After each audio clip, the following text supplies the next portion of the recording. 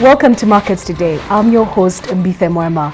It's a little bit closer to halfway through the month, but we wanted to just take some time to recap what happened in the month of April for us to just get a better perspective on what to expect for this month, and especially as we get to the culmination of the first 90 days. In as far as COVID is concerned, looking at Kenya, where the government has been looking for 90 days, closing down most establishments and passing out measures to be able to see how they can be able to mitigate the impact of COVID. With us in studio, we are joined by Martin Mwerigi. He is an analyst at Standard Investment Bank. Welcome to the show, Martin. Thank you for having me. All right, before we delve into your report, which is well written, maybe you can give us a recap of what happened last week, the first week of trading in the month of May on the Nairobi Securities Exchange. Last week we had a bit of profit taken, but basically it was flat. I think it's purely because of the rally in the month of April.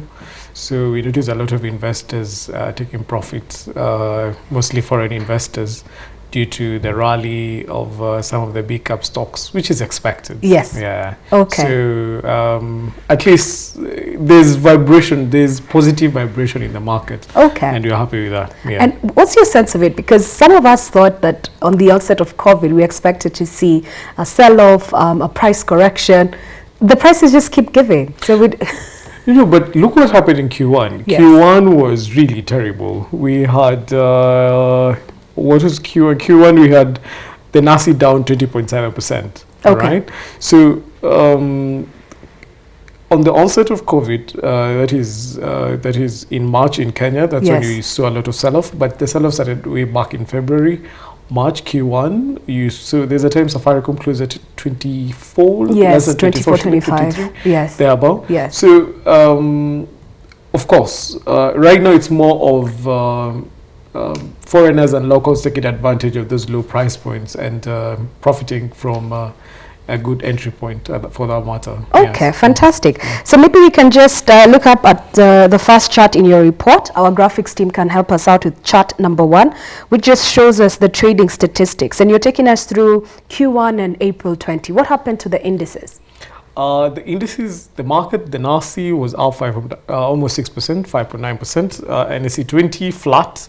I think it's purely because being a price-weighted index, you'll notice that it takes a hit when your stocks like Bamburi and Nation Media. Yes. We'll talk about Nation Yes, Media. I cannot wait for that. Okay, all right. So, and Nation Media, whenever they announce, whenever they take a price dip, that will have an effect on how the stock performs, how the index itself performs. That is the NSE 20.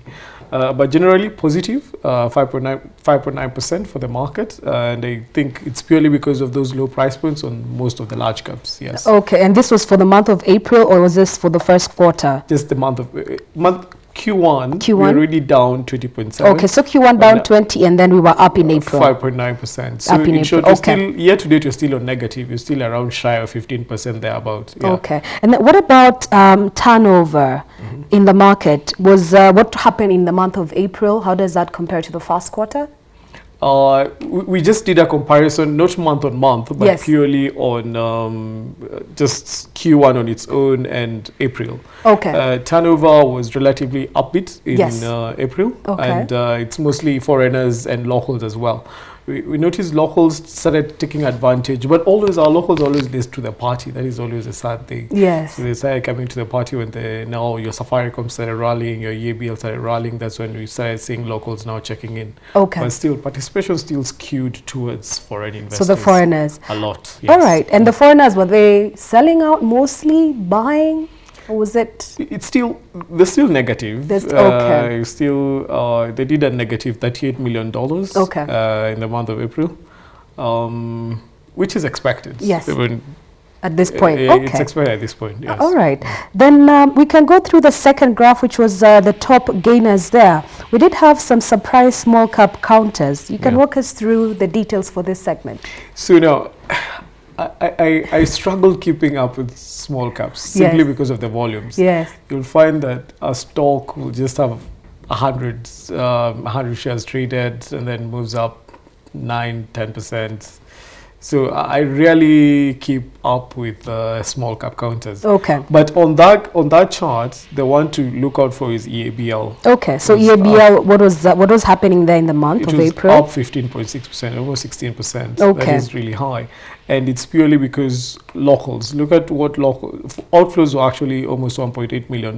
Yes. But locals now took advantage of those low price points. It really hits around 148, multi-year lows. It actually went to 139 because I remember one of our shows we were saying it's considerably cheaper to buy the shell than to buy a bottle of beer. Exactly. Okay, so that's really what happened exactly, there. Yeah. But I think there's going to be rough still going forward. I think their second half numbers will start showing how they're starting to get a hit. Okay. I saw a communique from the CFO, Yuri. Yes. You're saying that Kisumu plant, they've closed Kisumu. Yes, they have closed Kisumu. They're already at half capacity, almost not full capacity at the Ruaraka plant. Okay. So I think it's going to be tough for It's going to be tough for ABL. Will there be some recovery with the new trend of buy one sausage for every 2 beers?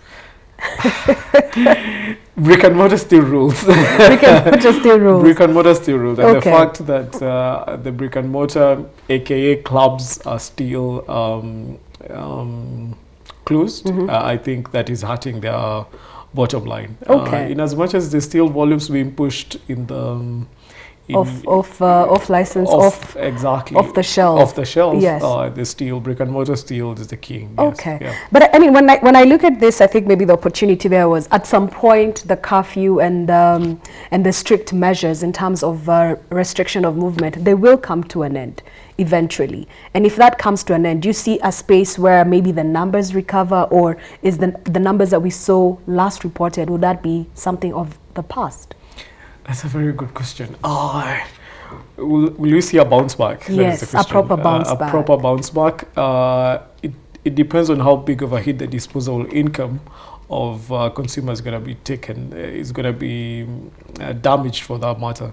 Because let's be real, right now the COVID-19 crisis is clearly turning out to be almost a financial crisis.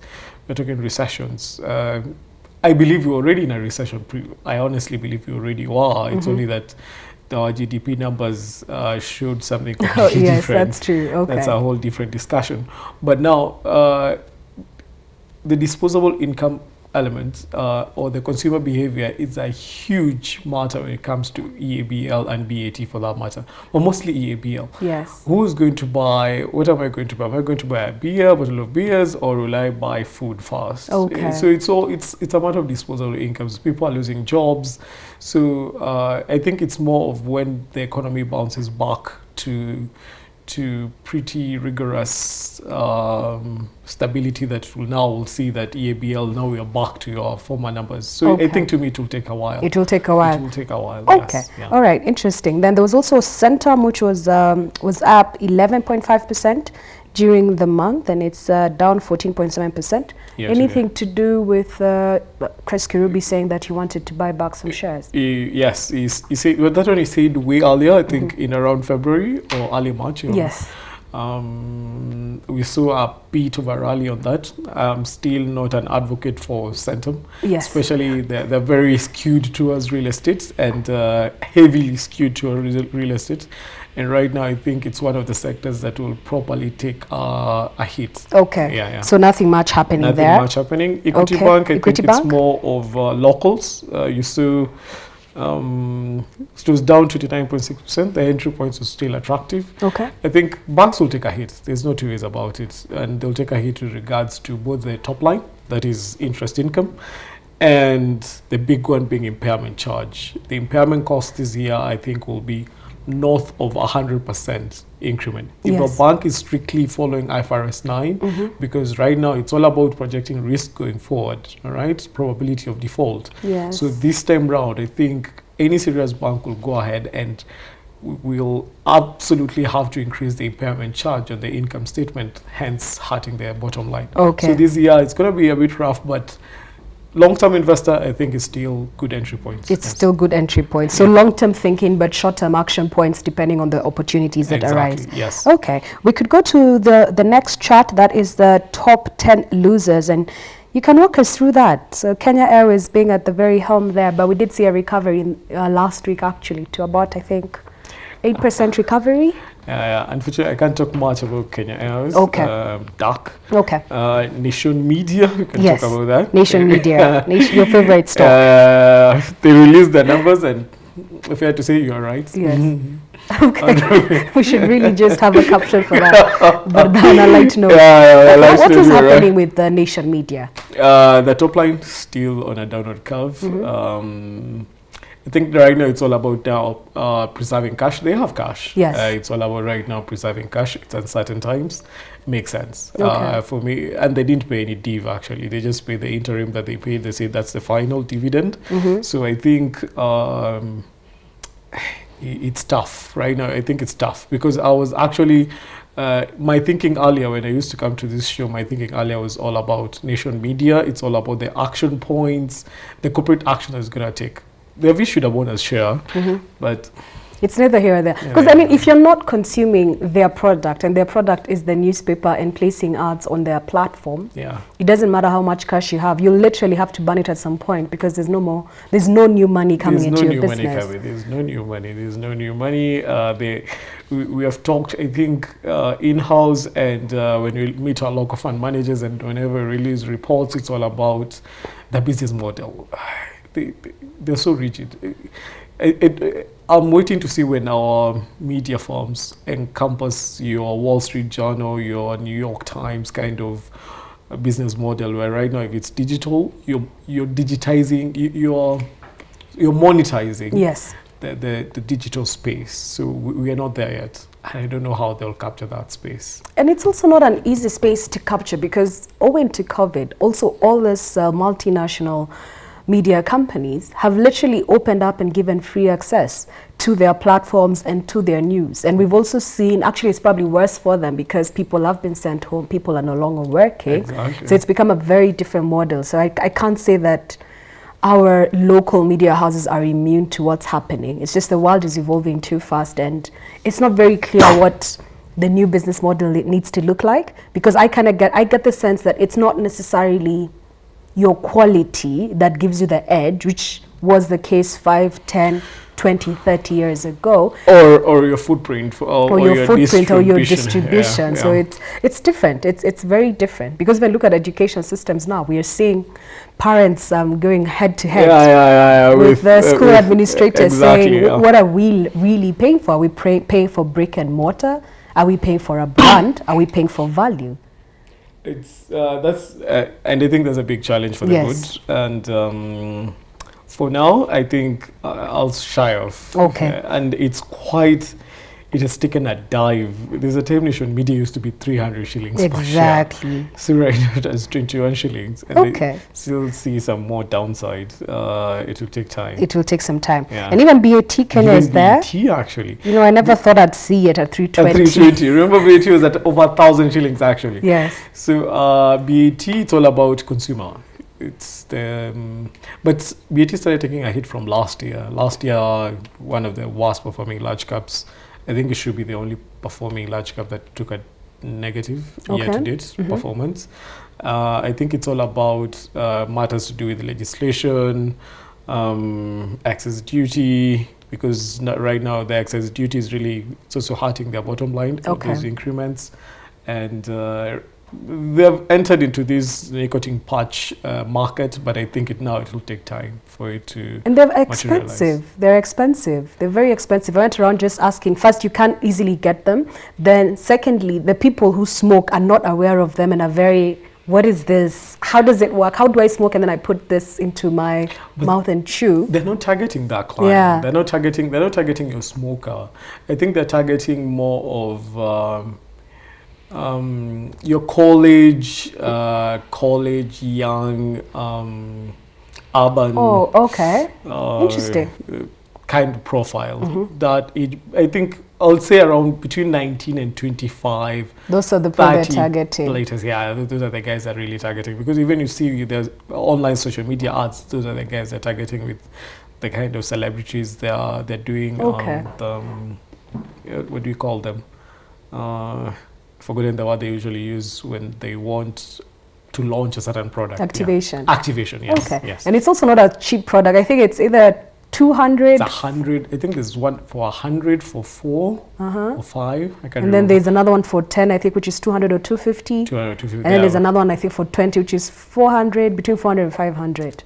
Clearly, I think the margins are good. Yes. They're investing in 2.5 billion shilling plant for Yes, that. they are. And wow, to me, I'm thinking, I'm thinking long term in terms of, okay, fine. Right now, it's under the current laws, it's not in any ambit aside from the vertable side. All right. Okay. But now, I have a feeling, no doubt, they will get roadblocks going forward. Okay, fair enough. Yeah, they'll get roadblocks. They will get roadblocks. But also something that you bring to mind is the fact that you could have EABL and BAT Kenya trading at multiples and price points that we have not seen in a very long time. But my risk concerning these two companies is the fact that the government is not raising sufficient revenue, and EABL and BAT are always the points that they will go and hit at. Will always. So you could be working with this excise regime, but then you're working with a government that is going to be hard strung. Not it's going to be. It is for the next 2-3 years when you get into the election cycle. Yes. So the thing is, the excise tax applicable to these two companies will be on the rise. On the rise, yes. Which means that's your dividend being hit. Your dividend has to come lower as long as profitability is coming lower. Exactly. The top line will get a hit. Sin taxes. They always taxes. That's the key thing. Yeah, that's the key thing. That is the easiest. Let's just tax. Let's just tax this. And we're getting into a regime of consumption tax. So that sin tax might be something that doesn't see these price points continue or sustainable for the medium term. One of the other ones that we see here. Okay, these are really mostly small caps. Nothing much happening here. But perhaps we can speak about Bamburi. You mentioned it earlier. The numbers, I think the profit after tax was down 62%. They announced their numbers last week. Yeah, EPS was down 26. Okay. Just slightly over 26%. All right. I was working with the profit after tax. It was down 62 to 359 million. Yeah, I was working with EPS. Okay, fair enough. Okay. I don't cover cement, but the thing about cement is, I'm looking at it from the banking sector perspective. When I talk to bank executives, are you lending to the real estate? There's a sector they're not touching, and they haven't been touching for almost 2 years now. Is real estate. Yes. Right? Yes. Who's the biggest consumer of cement? Individual home builder. All right. It's tough. It's tough. That's a tough one. I think it's a tough one. Okay. And with competition now, National Cement increasing its capacity like crazy, with also the acquisition of ARM, I think it's going to be tough. It's going to be a tough one. It's going to be very tough. Okay. So maybe just park that conversation. I want us to go through one more chart in terms of the top 10 movers. I think our graphics team can put that up for us. Of course, Safaricom was there. It was 45% of the turnover, equity, KCB. Maybe you can walk us through the trends in these large caps. I think our graphics team will put it up for us. Okay. So Safaricom, I think, as always, leads in terms of turnover. I think actually it doubled. It's almost over 50% over and above the next one, which is Equity Bank.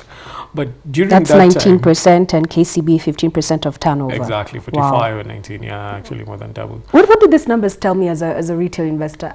Does this tell me that these are the stocks I need to trade, or that's it?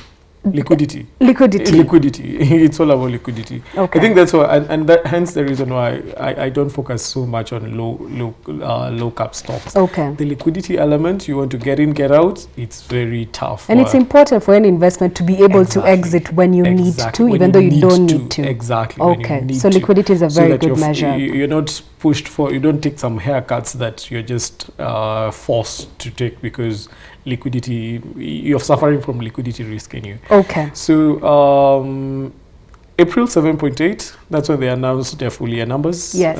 Tail end, I think we saw a rally towards that time. Their business model, of course, the top line is starting to flatten. Yes, it is. It certainly is. Yeah. And I think this year, of course, they will take a hit with M-Pesa. In as much as data, of course, data I think will grow, but M-Pesa will take a hit. Because M-Pesa is about 33% of revenue, voice 34%. Yeah. So if those two take any hit, then... Especially M-Pesa. Especially because M-Pesa okay. is the growth driver right now. Okay. So M-Pesa and data. So if M-Pesa will take a hit. Okay. I think they're taking around 1.7, 1.8 B revenue hit with the 1,000 shilling, the transaction without the transaction fee. I think they, for 3 months, it put it at 5.5 billion. Exactly. They're losing about 650 million every month. That's a lot of money. That's a lot of money. All right. So this is what happened in April. And I'm sure you're out there speaking to investors, bank executives, as you mentioned. What's the sense that you're getting from the ground in as far as COVID is concerned? How do we look at this?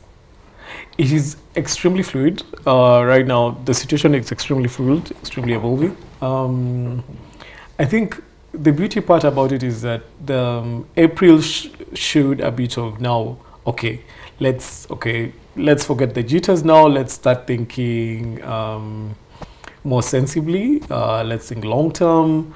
How big of a hit will this happen? Nobody knows yet. But we saw some upbeat mood in the markets, and we're happy about that as market intermediaries.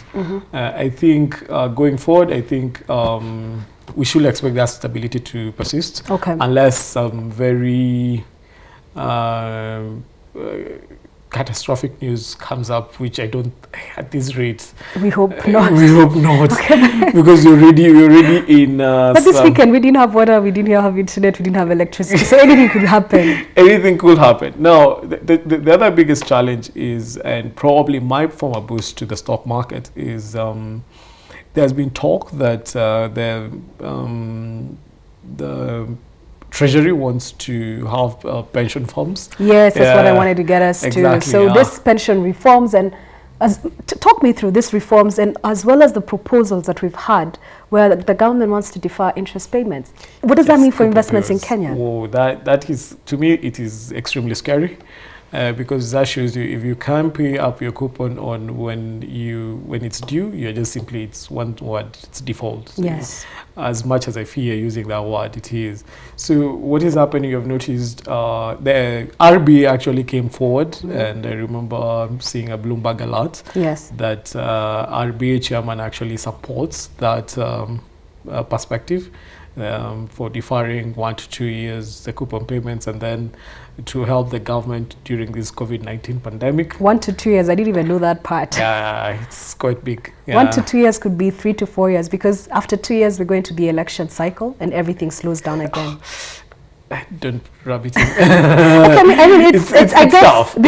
these are moving points, but what I ultimately want to get back to is, in as much as there's so many moving parts which have been brought on by COVID. At times I say, for us, it's not necessarily COVID brought these problems. It just shed more light. Precisely. We were just caught. We've just been caught like, swimming naked. Swimming naked. Literally, we were swimming naked. So now the tide is out.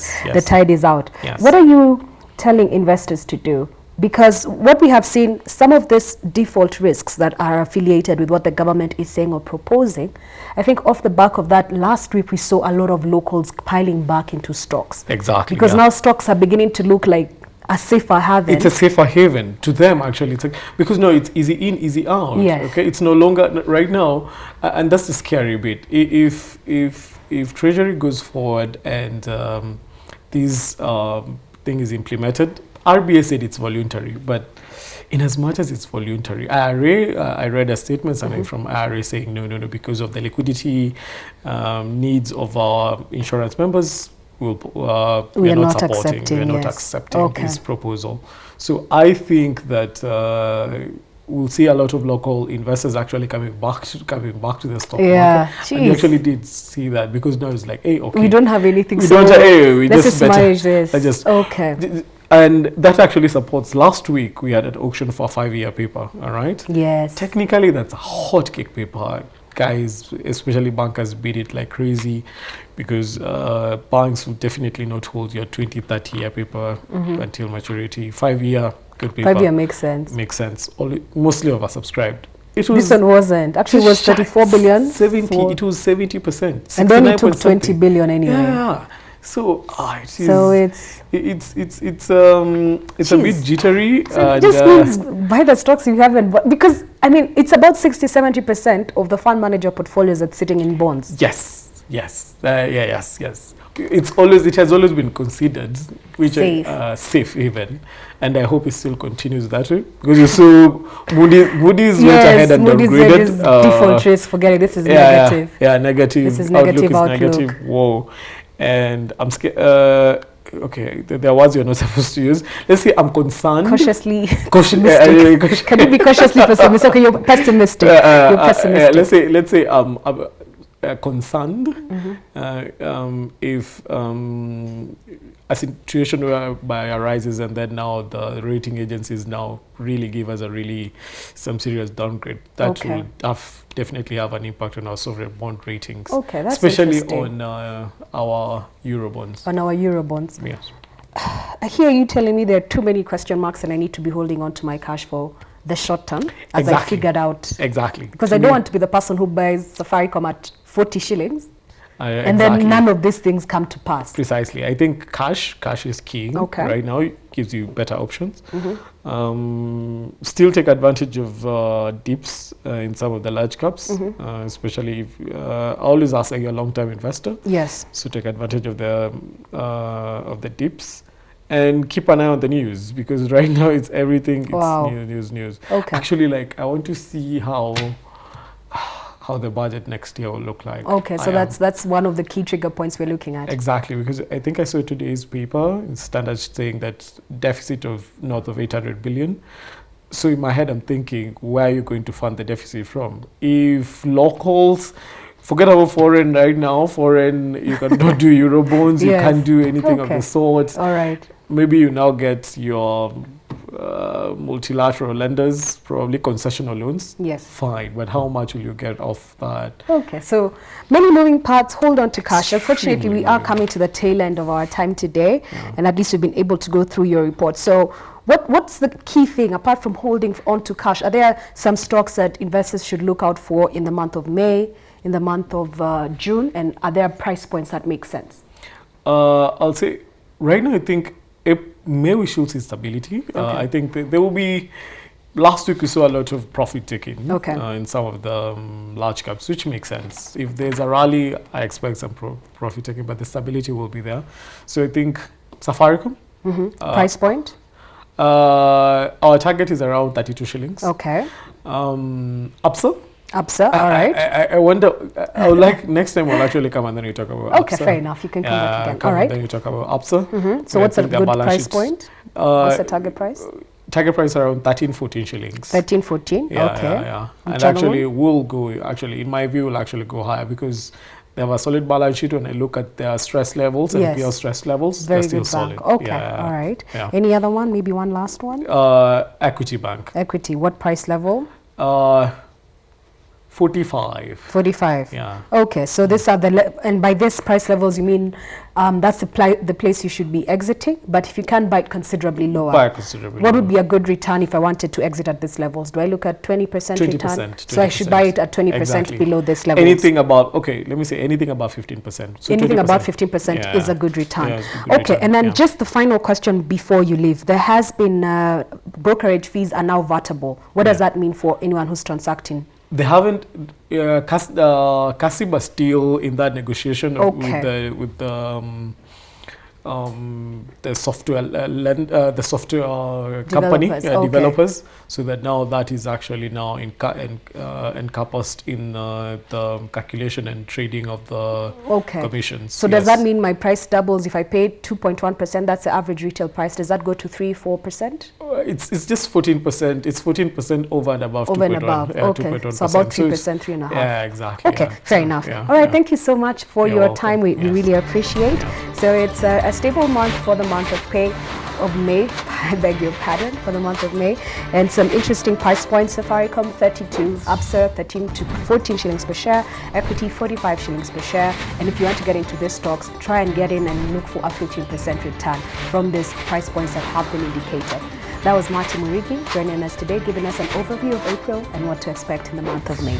Thank you once again for your time. See you next time on Markets Today. Good day.